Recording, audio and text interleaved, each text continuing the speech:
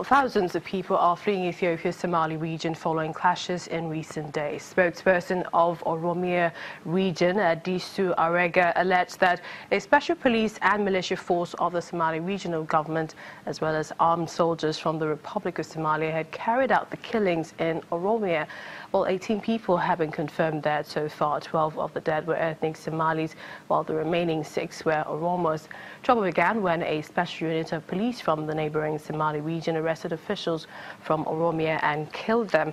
Over the past few weeks, there have been clashes in several villages on both sides of the border, separating Ethiopia's Oromia and Somalia regions. The United Nations Refugee Agency, UNHCR, says the number of refugees fleeing the Central African Republic to neighboring countries is at its highest since the crisis began in 2013. Continued violence has forced massive new levels of displacement, with the number of refugees now standing at over 520,000. The agency says funding is among the lowest of any refugee situation anywhere in the world. C.A.R was plunged into turmoil in 2013 when Muslim rebels from the Seleka group seized power in the majority Christian country. A band of mostly Christian militias called the Anti-Balaka rose up to counter the Seleka. Well, Seleka handed power to a transitional government in 2014 under international pressure. But months of violence followed and the country was effectively partitioned despite the presence of a UN peacekeeping force and a French mission. The country is undergoing an internationally supervised transition involving a constitutional referendum as well as presidential and parliamentary elections. Well, joining us to talk about this particular issue, talking about the crisis in the Central African Republic and that in Ethiopia, is a political analyst, John Osegi. Thank you so much for joining us on Network Africa. Now, Ethiopia's ethnic crisis is escalating. Deaths, displacements. In October 2016, the government declared a state of emergency to quell the protests. Now, the 6-month measure was extended by 4 months and only lifted in August after a return to peace. What went wrong? Well, thank you very much for the opportunity to speak on this program. I would say that what went wrong was a failure of the political process. Ethiopia has had a long series of clashes, violence between ethnic groups. Since the 1995 political dispensation, which brought about Ethiopia's homegrown ethnic federalism, there has been a number of teething problems which eventually metamorphosed in this ongoing crisis. The southeastern region of Ethiopia is close to Somalia, and starting with the reported disturbances and Al-Shabaab militia. Well, it was the core issue here is the issue of land.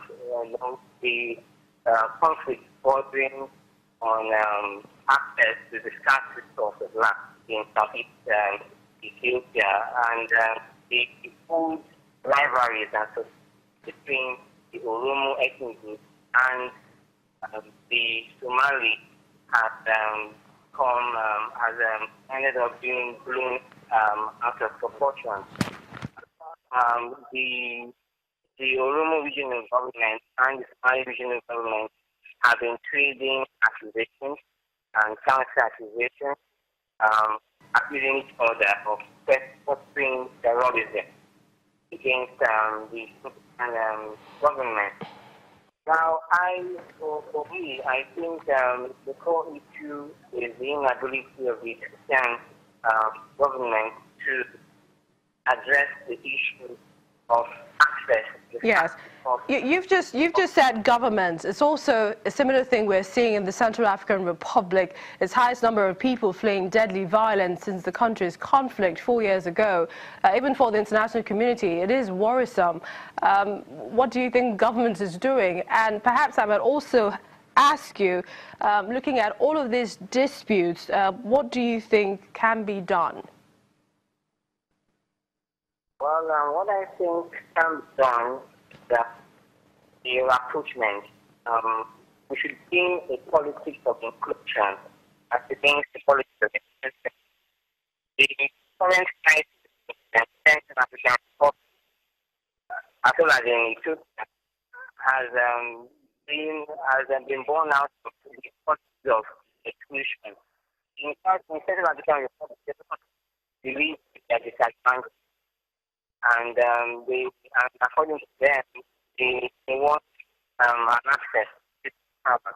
And this was the reason behind the coup that I think it was 2013, or if I'm correct, that brought in a Muslim president. Now, the Muslim groups have united themselves under the banner of the C.A.R. All right.